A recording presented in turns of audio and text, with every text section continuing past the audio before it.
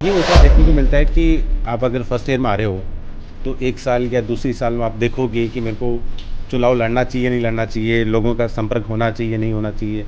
आप तो आए और आते ही इलेक्शन। राजनीति का माहौल काफ़ी था।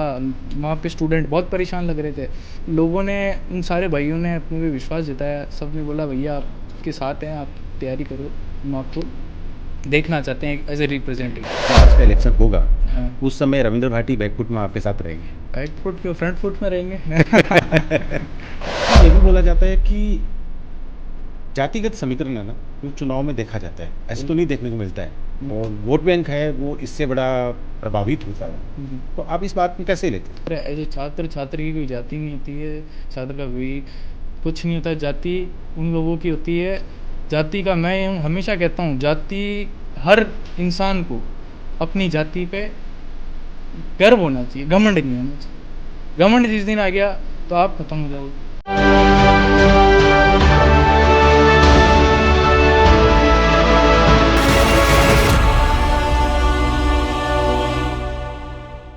नमस्कार, मैं विक्रम सिंह धोदले आपके साथ में। आप देख रहे हैं लोकमत राजस्थान।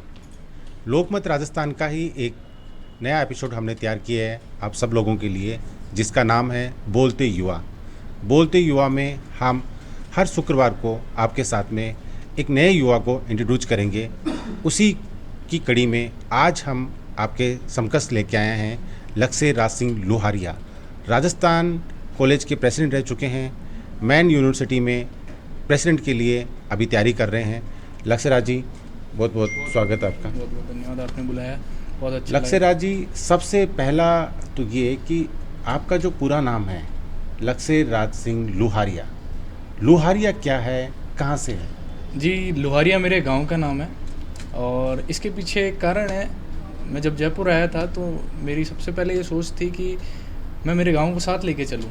इसलिए मैं अपने नाम के पीछे अपने गांव का नाम जुड़ना चाहता तो था। आपका ये गांव ये कहाँ पर है? मेरा गांव मांडल पड़ता है, भीलवाड़ा जिला है, मांडल तहसील और लोहारिया गांव है। तो आपके गांव के बारे में कुछ जानकारी हमें बताइए। आपके गांव में क्या है, कौन कौन लोग रहते हैं, कहाँ तक स्कूल है गांव में? देखिए साहब, हमारे गांव में मैं तो शुरुआत से मेरी पढ़ाई एजुकेशन भीलवाड़ा में हुई थी। गांव आना जाना रहता था, जुड़ाव था गांव से। छुट्टियों में आते थे घर पे, घर वाले बुलाते थे जब घर जाना होता था। पिताजी और मेरे दादाजी के टाइम से ही हमारे पास सरपंचाई थी उधर, तो उस टाइम से हमने खूब विकास भी कराया। मेरे दाता हुक्म थे, उन्होंने काफ़ी अच्छा, मतलब उस फील्ड में बहुत अच्छा नाम करके सरपंचाई भी जीती, निर्विरोध भी जीते थे। मेरे पिताजी ने भी उसी कड़ी में राजनीति बरकरार रखी और वहीं गांव के लोगों का दिल जीता। वहाँ पे विकास भी कराया खूब। आप जैसे स्कूल की बात कर रहे हैं तो हमारे पास 12th तक एक सरकारी माध्यम से बहुत अच्छी स्कूल है और बाकी हमारी वहाँ खेती बाड़ी है और यही चल रहा है। तो आपकी जो शुरुआती एजुकेशन है वो भीलवाड़ा शहर में हुई? हाँ, शुरुआत कहाँ से तक आपने भीलवाड़ा शहर में? भीलवाड़ा में 12th तक भीलवाड़ा में ही था, 12th तक। फिर जयपुर आया था। यहाँ पर जब आप आए तो सबसे पहले राजस्थान कॉलेज ज्वाइन किया आप। जी, तो आपको कैसे लगा कि मैं भीलवाड़ा से आने वाला हूँ और यहाँ पर आके सिर्फ मेरे को प्रेसिडेंट बनना आती? ये साहब सवाल ये बहुत लोग पूछ चुके हैं। इसका जवाब मैं हर बार ये देता हूँ कि अपनी सोच ही अपने को आगे बढ़ाती है। जब यहाँ आए थे तब ऐसा इतना नहीं सोचा था कि राजस्थान कॉलेज से तैयारी करेंगे, प्रेसिडेंट बन जाएंगे। पर यहाँ आए, लोगों से प्यार मिला, काम किया हमने, लोगों ने उम्मीद जताई हम पर, तो काम करते गए, सेवाएं करते गए और सब भाई लोगों का प्यार था, उन लोगों ने चुना। ये होता है देखने को मिलता है कि आप अगर फर्स्ट ईयर में आ रहे हो तो एक साल या दूसरी साल में आप देखोगे कि मेरे को चुनाव लड़ना चाहिए नहीं लड़ना चाहिए, लोगों का संपर्क होना चाहिए नहीं होना चाहिए। आप तो आए और आते ही इलेक्शन। पहले साल में कोरोना था, हमारे टाइम में कोरोना तो एक साल उसमें निकल गया। फिर सेकंड ईयर से ही हमने तैयारी चालू कर दी थी। एक कॉलेज जाके शुरू से एवरेज स्टूडेंट थे तो एजुकेशन में इतना नहीं था, क्लासेस लेते थे पर इस फील्ड में जाना नहीं था। और एक चस्का छड़ गया था, वहाँ पे माहौल देखा, राजनीति का माहौल काफ़ी था। वहाँ पे स्टूडेंट बहुत परेशान लग रहे थे। मतलब जो नया छात्र आता था उसको हम देखते थे, क्योंकि मैं भी फर्स्ट ईयर में जब आया था तो मेरे को बहुत परेशानियां झेलनी पड़ी थी। तो मैं ये देखना चाह रहा था, जब मैं पहली ईयर में आया तो मैं जो फील कर रहा था मैं मेरे जूनियर को फील नहीं कराना चाहता था। तो मैंने सेकंड ईयर से उनकी हेल्प करना चालू कर दी। अब उनकी हेल्प करी, लोगों ने, उन सारे भाइयों ने अपने पे विश्वास जताया। सब ने बोला भैया आपके साथ हैं, आप तैयारी करो, हम आपको देखना चाहते हैं एज ए रिप्रेजेंटेटिव, ताकि आप हमारी प्रिंसिपल तक बात रख सको, आप यूनिवर्सिटी लेवल पे बात रख सको। इसलिए उस विश्वास से हमको भरोसा हुआ कि हम भी कुछ कर सकते हैं। इसलिए तो उस समय कितने लोग थे इलेक्शन फाइट करने वाले, और कितने वोटों का फ़र्क आ रहा है जब आपने इलेक्शन? कंपटीशन काफ़ी था, बहुत 9 मेरे सामने 9 कैंडिडेट थे, और मैंने कभी ये नहीं सोचा था कि कितने कैंडिडेट है, क्या रहेगा रिज़ल्ट। बस एक था कि यार करते हैं, कोशिश करते हैं, हमारा काम होगा, हमने अगर अच्छे कर्म किए होंगे तो फल ज़रूर भगवान देगा। सारा भगवान पे छोड़ रखा था, प्रयास किया और हमारे रिज़ल्ट भी हमारे फेवर में आया था।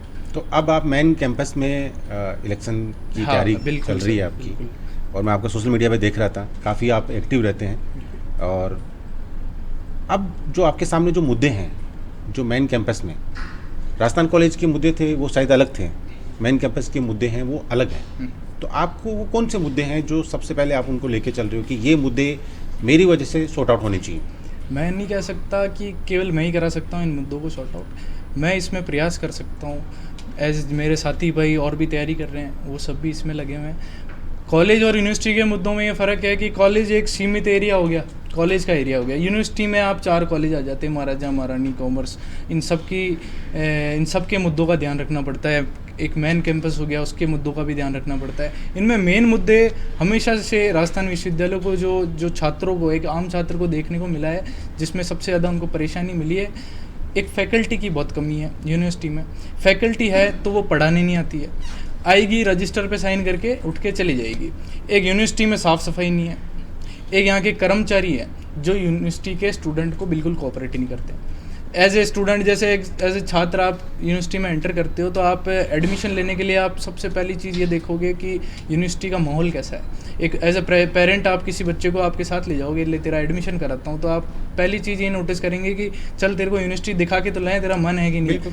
तो वहाँ उस छात्र का जाके मनोबल ही टूट जाता है, और उसके पिता का भी मनोबल टूट जाता है, क्योंकि वहाँ पे अगर एक फॉर्म जमा कराने जा रहा है और उसको उसमें कोऑपरेशन नहीं मिल रहा है, उसको ये बोला जा रहा है 2 बजे बाद आया, कल आ, तू टाइम पे आ गया तो भी तेरे को धूप में खड़ा रहना पड़ेगा।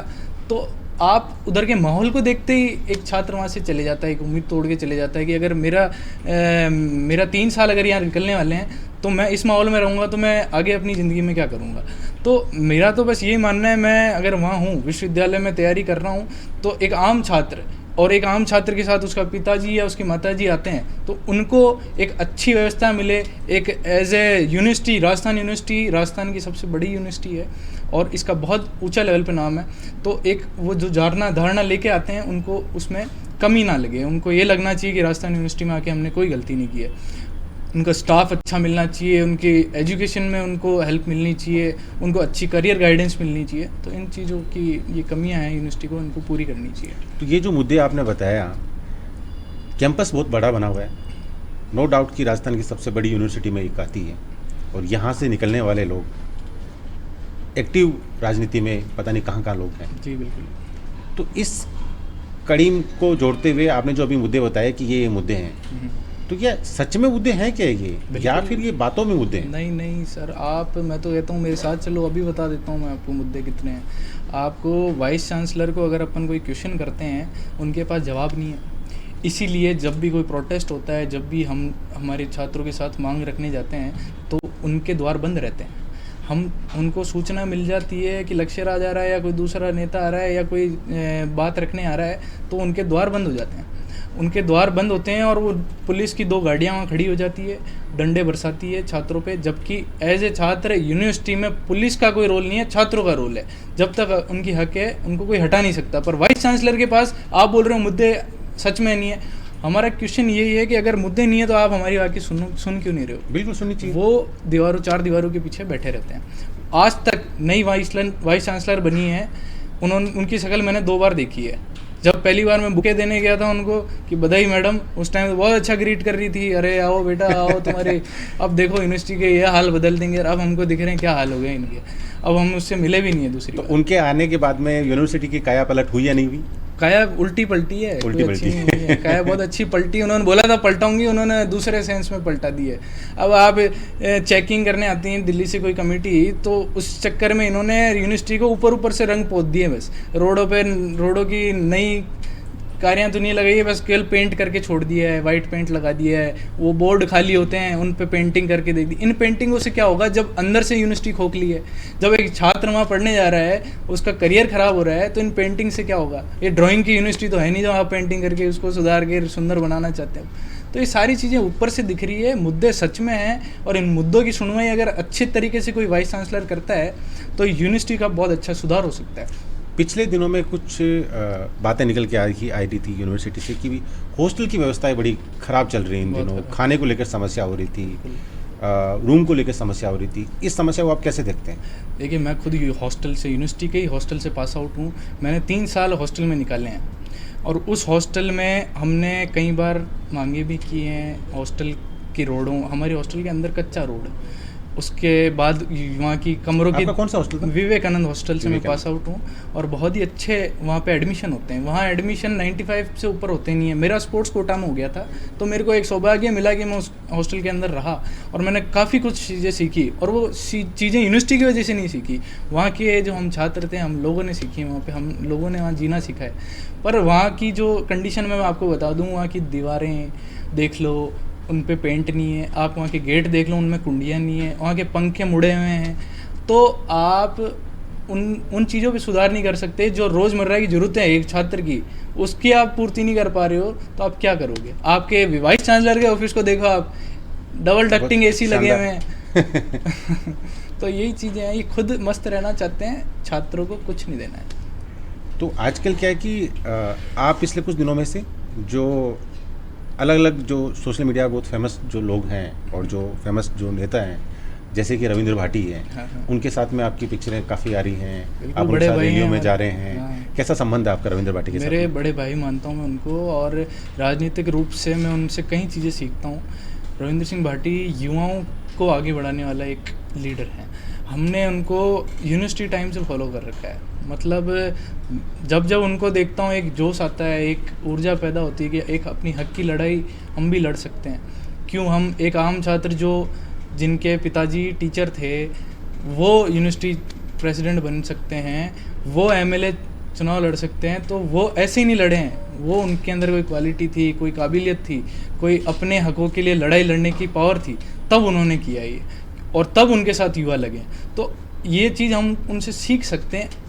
मैं ये नहीं कह रहा हूँ राजनीतिक फील्ड में घुस जाओ सारे। राजनीतिक फील्ड मैंने चूज़ कर लिया है। कोई पढ़ाई को लेके इतना सीरियस हो सकता है, कोई दूसरी किसी भी फील्ड में जिसको जो इंटरेस्ट है, अपनी जी जान लगाओ तो आपको सब कुछ हासिल हो सकता है। ये रविंद्र सिंह भाटी का एक बहुत इम्पोर्टेंट उदाहरण है। तो आप इस बात को अच्छे से मानते हो? बिल्कुल मानता हूँ मैं। और जब हमको याद करते हैं या हम उनको याद करते हैं, वो हम हमारे लिए तैयार रहते हैं। तो इनडायरेक्टली ये बोला जाएगा कि आपका जो मेन कैंपस का इलेक्शन होगा, हाँ। उस समय रविंद्र भाटी बैकफुट में आपके साथ रहेंगे? बैकफुट क्यों, फ्रंट फुट में रहेंगे। और दूसरा ये भी आपके बारे में लोग कहते हैं कि जब से आपने राजस्थान कॉलेज से इलेक्शन फाइट किया है, तब से ये गलियारों में गुरसुर हो रहा है कि आप भीलवाड़ा की मेन राजनीति में आना चाह रहे हैं, वहाँ से इलेक्शन भी करना चाह रहे हैं। देखो आगे किसने देखा है, हम तो प्रयास कर रहे हैं। भविष्य की कुछ सोची नहीं है, प्रयास करते जाएंगे। भगवान ने चाहा तो आगे भी मेहनत करेंगे, मंडल की जनता को भी सेवा करेंगे, उनकी भी। भीलवाड़ा में भी जाएंगे, मंडल में भी जाएंगे। अभी हमारा यूनिवर्सिटी टाइम है, अभी यहाँ संघर्ष करना है। अभी यहाँ छात्रों में दिमाग लगा रखा है कि यहाँ कैसे हम इनकी मदद कर सकें। आने वाला टाइम होगा, अच्छा होगा तो वहाँ भी करेंगे उनकी यूथ सेवा। के लिए आप क्या सोचते हो, क्या यूथ के पॉइंट्स होने चाहिए राजनीति में? यूथ किस अंदाज से सोचता है? युवा, एज ए युवा मैं अगर सोचता हूँ तो आज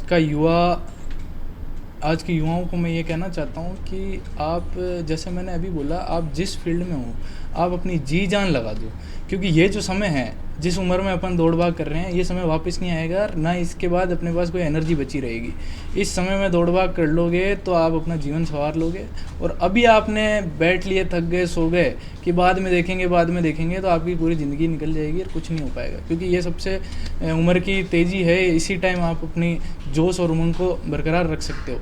और जो युवाओं को मैं ये कहना चाहता हूँ, जो युवा रोज़गार की तरफ, आजकल का युवा सबसे ज़्यादा परेशान इसी में है कि रोज़गार ढूंढता है कि यार गांव से जयपुर आया हुआ है तो यहाँ कोई रूम के किराए भर दें या कोई खाने पीने की व्यवस्था हो जाए, सारी चीज़ें। तो मैं उन युवाओं को ये कहना चाहता हूँ, रोज़गार के चक्कर में कोई गलत दिशा मत चूज़ कर लेना कि कोई 2 नंबर में चले गए या कोई दूसरी चीज़ों में चले गए, क्योंकि इस टाइम बहुत डबल थॉट्स आते हैं। कहीं संगत का फ़र्क पड़ जाता है कि आप ये कर ले, तू ये कर ले, तेरे कम टाइम में इतनी इनकम हो जाएगी, पर उन चीज़ों के भाई बहुत साइड इफ़ेक्ट हैं। आपको कब पता चलेगा नहीं, आपकी कहाँ ज़िंदगी पलटी खा जाएगी, आप उसी फील्ड में घुस जाओगे जहाँ आप जाना चाह रहे थे वहाँ नहीं जाओगे और आप कहीं और दिशा में चले जाओगे, उस दिशा की बहुत बड़ी बर्बादी है। तो युवाओं को मैं ये संदेश देना चाहता हूँ कि आप जिस फील्ड में हो, आप यहाँ घर वालों ने आपको बोला है या आप जिस फील्ड को चूज़ करते हो उस फील्ड में आप कड़ी मेहनत करो, क्योंकि ये टाइम बाद में नहीं आने वाला है। यूनिवर्सिटी में ये भी बोला जाता है कि जातिगत समीकरण है ना, वो चुनाव में देखा जाता है, ऐसे तो नहीं देखने को मिलता है, और वोट बैंक है वो इससे बड़ा प्रभावित होता है। तो आप इस बात को कैसे लेते हैं? मैं तो ये कहता आया हूँ हमेशा, छात्र एज ए छात्र की कोई जाति नहीं होती है, छात्र का कोई कुछ नहीं होता है, जाति उन लोगों की होती है। जाति का मैं हमेशा कहता हूँ, जाति हर इंसान को अपनी जाति पे गर्व होना चाहिए, घमंड नहीं होना चाहिए। घमंड जिस दिन आ गया तो आप ख़त्म हो जाओगे। आप अपने जाति के प्रोग्राम अटेंड करो, बढ़ चढ़ कर हिस्सा लो, अपनी समाज को उठाओ, पर एज ए छात्र आप छात्र हो, विश्वविद्यालय में आपने कदम दिया है तो छात्र की कोई जाति नहीं होती, छात्र छात्र होता है। क्योंकि एक टीचर से वो पढ़ता है तो जाति पूछ के नहीं पढ़ता है, और एक टीचर अगर पढ़ाता है किसी छात्र को तो जाति पूछ के नहीं पढ़ाता है। वो ज्ञान देगा तो भी बराबर देगा, सबको देगा। ऐसा नहीं कि तू तेरी मेरी जाति का तू पढ़ ले। एज ए डॉक्टर के पास जाओगे तो आप जाति, उस टाइम मैं वही कहना चाहता हूँ, ज़रूरत के वक्त जाति नहीं देखी जाती है। जब आपको काम पड़ रहा है, जब डॉक्टर के पास जा रहे हो, आप डॉक्टर तेरी जाति का नहीं मैं नहीं कर रहा तेरा इलाज, फिर आपको कहीं मर जाओगे आप, क्या होगा? तो ज़रूरत के टाइम आप जाति देखते हो। इंसानों को मैं ये कहना चाहता हूँ, ज़रूरत के हिसाब से चीज़ें नहीं देखनी चाहिए। आपको एक इंसानियत होनी चाहिए। हर आदमी जिस फील्ड में मेहनत कर रहा है उसका साथ देना चाहिए, अगर वो सच्चा और अपने मन से काम कर रहा है तो ऐसे में बहुत बार देखा जाता है कि कैंपस के लिए काम करने वाला, छात्र हितों की बात करने वाला, वो बेचारा साइड में रह जाता है, हार जाता है कुछ ही चंद वोटों की वजह से, और जातिगत समीकरण ऐसा होता है कि रातों रात खेला जाता है और वो जीत जाता है। देखो, राजयोग होता है, मैं तो ये मानता हूँ। आप मानते हो राजयोग? राजयोग होता है, बिल्कुल होता है। तो मेहनत कुछ नहीं हुआ? मेहनत है, मैं ये नहीं बोल रहा हूँ केवल राजयोग है, राजयोग भी होता है। कई लोगों के किस्मत में होता है कि वो कम मेहनत में खूब चीज़ें पा जाते हैं, मेहनत वो भी करते हैं, ऐसा नहीं कि उसने मेहनत नहीं की। आपने और मैंने यूनिवर्सिटी की तैयारी की, मैं हार गया, आप जीत गए, तो क्या होगा? आप मेहनत तो बराबर की ना कहीं मेरी कमी रही होगी। या आपका राजयोग जातिगत समीकरण है, इसको आप कैसे तोड़ोगे? इसका मैं ये कहना चाहता हूँ, जो जातिवाद करते हैं अब तक करते आए हो, अब समय बदल गया है, आप इन चीज़ों से ऊपर उठो। आप जातिगत जैसे व्यवहार को चुनो, आप इंसानियत को चुनो, आपका कौन काम आ रहा है उसको चुनो। कल को वो आपका जाति का है और वो आपके कल किसी ज़रूरत के टाइम आपके काम नहीं आता है तो उस जाति को लेके क्या कर लोगे आप? और आपका दूसरा कैंडिडेट जो आपकी जाति का नहीं है, वो आपके हर कदम पे आधी रात को 2 बजे भी आपके काम आ रहा है, आपके फ़ोन उठा रहा है या आपके हर मुश्किल परिस्थिति में आपके साथ दे रहा है, तो उसका साथ दो आप। इंसानियत वो होती है। राजस्थान में वो कौन से नेता है जो आपको बड़े पसंद है? राजस्थान में मैंने आपको बता ही दिया, युवाओं में रविंद्र सिंह भाटी जी, अपने युवाओं में जो भी हैं, निर्मल चौधरी, दूसरे जितने भी हैं, हम सब उनको लाइक करते हैं। कोई ऐसा जिससे सब मिलना चाहो, आप बैठना चाहो? सबके साथ मैन पॉलिटिक्स में अभी हैं, बैठने का मौका सबके साथ मिल चुका है। प्रयास कांग्रेस और विजय में से कोई नाम ले सकते हैं? नहीं, ऐसा नहीं है। अब देखो, जो प्रयास करते हैं हम तो मिलने का, जो टाइम देगा उससे मिलेंगे। ऐसा कोई स्पेशली नहीं है कि भाई इससे मिलना ही है। हमारे तो देखो जिन से भी मिले हैं आज तक, वो हमारे बराबर काम आ रहे हैं और हमारे लिए वही काफ़ी है। वो आने वाली राजनीति में उठेंगे तो हम साथ लेके चलेंगे। हमको भी रविंद्र भाटी है, निर्मल चौधरी है, उनके लिए तो आपने बोल दिया। ये युवा हैं, ऐसे युवा में उनको बाकी और लोग देखेंगे, उनके लिए कुछ नाम, 1-2 नाम तो बोलो उनके लिए। कि कौन हो सकता देखो है? सचिन पायलट से पायलट साहब बिल्कुल जरूर। आप कभी मेरा पायलट साहब से? मुलाकात नहीं हुई उनसे, आज तक नहीं हुई है, बट दिली इच्छा है मेरी कि उनसे मिलूं और उनसे करियर गाइडेंस लूं। उन्होंने कैसी उनकी जर्नी, क्योंकि वो बहुत युवाओं के लिए बहुत बड़ा उदाहरण है वो आज की तारीख में। ना केवल समाज, आप बोल रहे हो जातिवाद की बात, मैं यहाँ काटूंगा उनको, वो बहुत बड़ा उदाहरण है। वो गुजर समाज से आते हैं, पर मैं जितना देखता हूँ ना, हर समाज का व्यक्ति उनके साथ लगने को आज तैयार है, हर युवा जो दूसरे समाज का है, क्योंकि उनके अंदर वो चीज़ कभी आई नहीं। मैं खुद जातिवाद करूँगा अगर, तो मेरे पास वही सराउंडिंग होगी। पायलट साहब ने कभी जातिवाद नहीं किया। पायलट साहब ने सबको साथ लिया है। आज की तारीख में जितने भी कांग्रेस के युवाओं ने टिकट लिया है, वो जाट समाज से भी हैं, दूसरे समाजों से भी हैं, गुजर समाज से भी हैं, राजपूत समाज से भी हैं। तो उन्होंने इसलिए दिया क्योंकि वो जातिवाद नहीं करते। अगर जातिवाद करते तो अपने गुजर समाज को ही बढ़ावा देते हैं। तो पायलट साहब या पायलट साहब की टीम अगर इस पॉडकास्ट को देख रहे हैं तो लक्ष्यराज जी को एक कप चाय के लिए बुलाइए। बिल्कुल ज़रूर। लक्ष्यराज जी, यूनिवर्सिटी के बाहर आप क्या देखते हैं युवाओं को? मैं वही बताया आपको, जैसे सारे युवाओं को यही मैसेज दिया है मैंने कि आप दौड़ भाग में लग रहे हो, पर कहीं और दिशा में मत चले जाना। इस दिशा से भटके नहीं और आपकी नैया डूब जाएगी, कुछ नहीं बचेगा। ये एज है, इस एज में मेहनत कर लो और सो मत। दिन में सोना छोड़ दो, रात में केवल एक रात की नींद होती है 8 घंटे की, बोलो सुबह से लेकर रात तक मेहनत करते रहो। जिस कुछ ऐसा जो आप अपनी लाइफ पर रोज़मर्रा की ज़िंदगी में वो डेली आप सोचते हो, करते हो, फोकस करते हो उन चीज़ों पर, वो कुछ 4-5 पॉइंट्स युवाओं को बता सको? मैं तो यही है कि रात को सोने से पहले अगले दिन क्या करना है वो सोच के सोता हूँ, तो मेरा अगला दिन अच्छा जाता है। तो युवाओं को यही कहना चाहता हूँ कि फोकस्ड रहो, अपने कामों में फोकस्ड रहो। आप ऐसा नहीं है कि आप को करना है कि यार कहाँ जा रहे हो, वो चीज़। रात को 4 बजे तो सो रहे हो, सुबह 10, 11, 12 बजे उठ रहे हो, फिर आपका टाइम जो काम करने का वो तो निकल गया है, दुनिया दौड़ रही है और आप सो रहे हो। तो वो चीज़ें मैं वैसे इतना ही कहना चाहता हूँ युवाओं को, क्योंकि देखो हर युवा मैं क्या सोचता हूँ वो नहीं सोचता होगा, पर मैं ये कहता हूँ तुम्हारा जो इंटरेस्ट है उसमें मेहनत करते रहो। मेहनत में कमी आ गई तो ख़त्म हुआ उस टाइम। लक्ष्यराज जी, बहुत बहुत धन्यवाद, आपने समय दिया हमें। बहुत बहुत धन्यवाद आपका, आपने याद किया हमको। Thank you so much. और हम उम्मीद करते हैं कि लोकमत पर आप जुड़े रहें हमारे साथ। जरूर। बोलते युवा एपिसोड में आज हमारे साथ में थे लक्ष्यराज सिंह लुहारिया। अब तक के लिए इतना ही, दीजिए इजाज़त। अगली मुलाकात होगी एक नए मेहमान के साथ में, बोलते युवा लोकमत राजस्थान के साथ में।